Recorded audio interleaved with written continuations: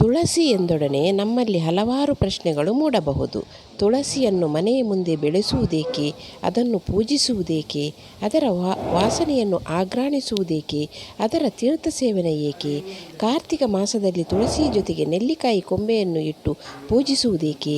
ಈ ಪ್ರಶ್ನೆಗಳಿಗೆ ಉತ್ತರವನ್ನು ನಮ್ಮ ಪೂರ್ವಜರು ಅನೇಕ ಕಥೆಗಳ ಮೂಲಕ ಅದರ ಮಹತ್ವವನ್ನು ತಿಳಿಸಿದ್ದಾರೆ. ಆದರೆ ಅದರ ಔಷಧೀಯ ಗುಣಗಳನ್ನು ನಾವು ಇಲ್ಲಿ ತಿಳಿದುಕೊಳ್ಳೋಣ. ತುಳಸಿ ಗಿಡದ ಮೇಲೆ ಬೀಸುವ ಗಾಳಿಯ ಸೇವನೆಯಿಂದ ಶ್ವಾಸಕೋಶದ ಸೋಂಕುಗಳು ನಿವಾರಣೆಯಾಗುತ್ತವೆ. ಹಾಗಾಗಿ ಪ್ರತಿಯೊಬ್ಬರ ಮನೆಯ ಮುಂದೆ ತುಳಸಿ ಅಲಂಕರಿಸಲಾಗುತ್ತಾಳೆ. ತುಳಸಿ ದಳವನ್ನು ನೀರಿಗೆ ಹಾಕಿ ಸೇವಿಸುವುದರಿಂದ ಬಾಯಿ ಹಾಗೂ ಗಂಟಲಿನ ರೋಗಗಳಿಗೆ ಒಳ್ಳೆಯ ಉಪಚಾರ. ಇದು ಕ್ರಿಮಿನಾಶಕವೂ ಹೌದು.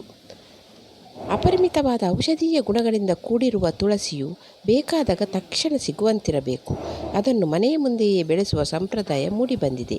ಹಾಗೆಯೇ ಪ್ರತಿನಿತ್ಯ ಪೂಜಿಸುವುದರಿಂದ ಒಳ್ಳೆಯ ಗಾಳಿಯ ಸೇವನೆಯಾಗುತ್ತದೆ. ತುಳಸಿಯ ಔಷಧೀಯ ಗುಣಗಳು. ತುಳಸಿಯು ಅಗ್ನಿದೀಪಕ, ರುಚಿಕಾರಕ ಗುಣವುಳ್ಳದ್ದು. ಇದು ವಾತಾಹಾರ ಮತ್ತು ವಿಷಾಹಾರವಾಗಿ ವರ್ತಿಸುವುದು. ಬಾಯಿಯ ದುರ್ಗಂಧ. ತುಳಸಿ ಸೊಪ್ಪು ಸೇವಿಸುವುದರಿಂದ ಬಾಯಿಯಲ್ಲಿರುವ ಕಲ್ಮಶ ನಿವಾರಣೆಯಾಗಿ ಬಾಯಿಯ ದುರ್ಗಂಧ ಕಡಿಮೆಯಾಗುವುದು.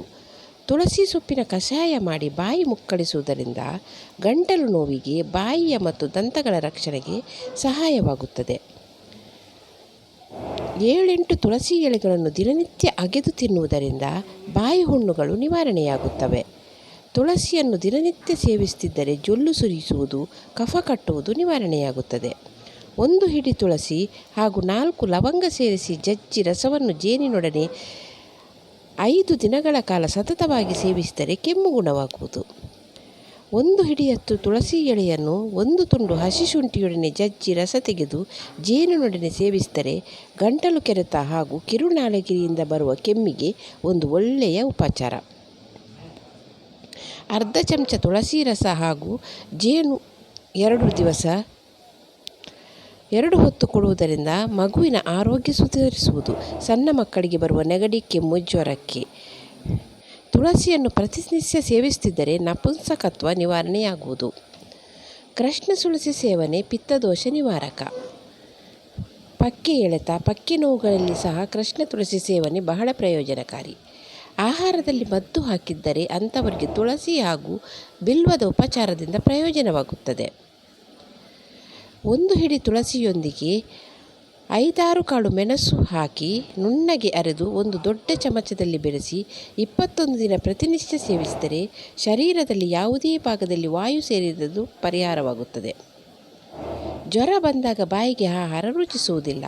ಅಂತಹ ಸಂದರ್ಭದಲ್ಲಿ 4-5 ತುಳಸಿ ದಳವನ್ನು ಬಾಯಿಯಲ್ಲಿ ಅಗೆದು ತಿಂದರೆ ಬಾಯಿ ಕಹಿ ಹೋಗಿ ತಿಂದ ಆಹಾರ ರುಚಿಸುತ್ತದೆ.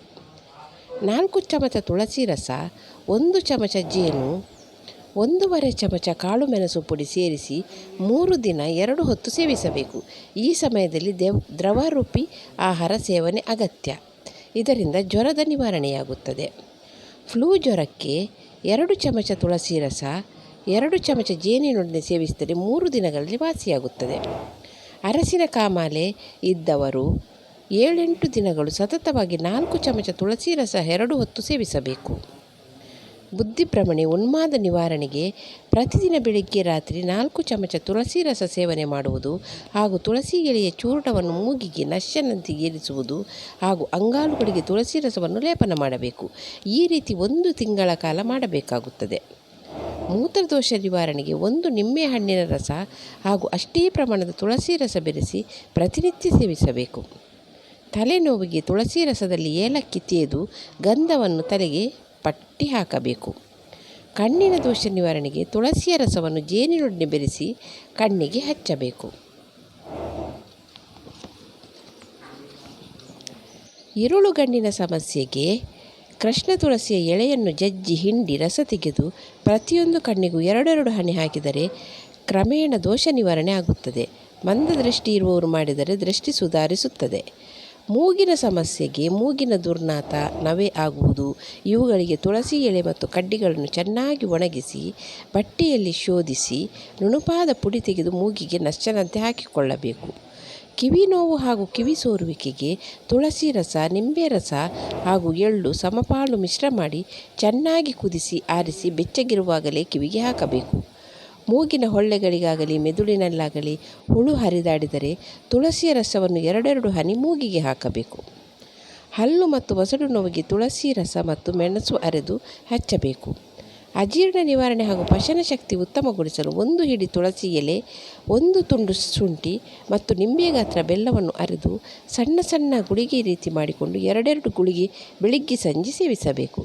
ಮೂಲವ್ಯಾಧಿ ಸಮಸ್ಯೆ ನಿವಾರಣೆಗೆ ತುಳಸಿ ಎಲೆ, ಕರಿಮೆಣಸು, ಈರುಳ್ಳಿ 3 ಸಮ ಪ್ರಮಾಣದಲ್ಲಿ ನುಣ್ಣಗೆ ಅರೆದು ಗೋಲಿ ಗಾತ್ರದ ಉಂಡೆ ಮಾಡಿ ಬೆಳಿಗ್ಗೆ ಸಂಜೆ 2 ಉಂಡೆ ತಿನ್ನುತ್ತಾ ಬಂದರೆ 5-6 ದಿನಗಳಲ್ಲಿ ಸಾಕಷ್ಟು ಕಡಿಮೆಯಾಗುತ್ತದೆ. ಸಂಧಿವಾತ ತುಳಸಿಯ ರಸವನ್ನು ಜೇನಿನೊಂದಿಗೆ ಸೇರಿಸುತ್ತಿದ್ದರೆ ಅಂಗಾಂಗಗಳ ನೋವು ಕಡಿಮೆಯಾಗುವುದು. ಬಾಹ್ಯ ಲೇಪನದಿಂದಲೂ ಪರಿಹಾರ ಸಿಗುವುದು. ಚೇಳು ಕಡಿತಕ್ಕೆ ತುಳಸಿಯ ರಸದಲ್ಲಿ ಅಡುಗೆ ಉಪ್ಪನ್ನು ಸೇರಿಸಿ ಚೇಳು ಕಡಿದ ಜಾಗಕ್ಕೆ ಹಚ್ಚಿದರೆ ಉರಿ ಶಾಂತವಾಗುವುದು. ಕಡಿತದ ಬಾಧೆ ತಗ್ಗುವುದು.